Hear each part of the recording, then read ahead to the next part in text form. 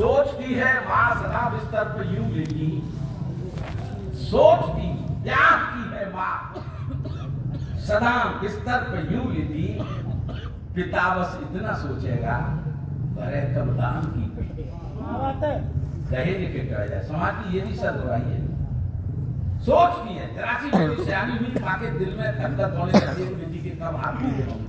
सोचती माँ सदा बिस्तर पर यूं लेटी, पिता बस इतना सोचेगा भरे आप भी पिता हैं, पिता बस इतना सोचेगा भरे कब दान की पेटी, पढ़ाना भी जरूरी है तरक्की के लिए, लेकिन समय से ब्याह कर दोगे भटकती ना कभी बेटी।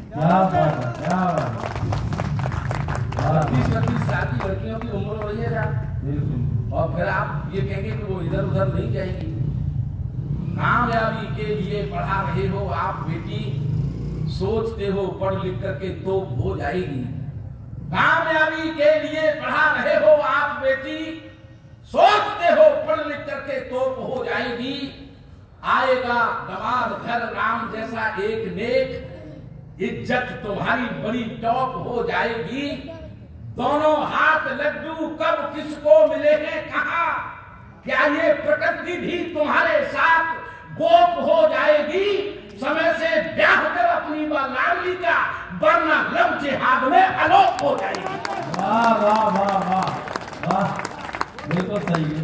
वरना लव जिहाद में अलोप हो जाएगी। ये भी सावधानी, शादी कभी बाधक नहीं हो सकती। अगर शादी बाधक होती तो हमारे भगवान कृष्ण नहीं बनते। 16 रानियां और कितनी पटरानियां रखने के बाद भी शादी कभी बाधक नहीं होती। हमारे राम कभी शादी के बाद रावण को नहीं मार पाते, शादी बाधक नहीं होती। मैं ये कहना चाहता हूं अगर लव जिहाद को रोकना चाहते हो तो इस बात पर भी समाज को ध्यान देना पड़ेगा। केवल दोष उधर ही नहीं है, अपनी अंतरात्मा को भी देखने की आवश्यकता है। मैं एक कविता और इन दिनों की मैं सुनाता हूं आपको।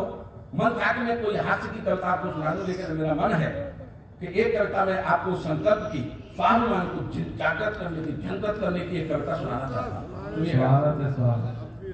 आप जब भी अपने आराध्य के सामने खड़े हो तो उससे क्या प्रार्थना करें, मैं वो प्रार्थना आपको पहुंचाना चाहता हूँ। मेरे भाई बहुत विशेषकर आदरणीय मैं इस कविता को आपको सुनाता हूं। जो भी मुझको देना चाहो,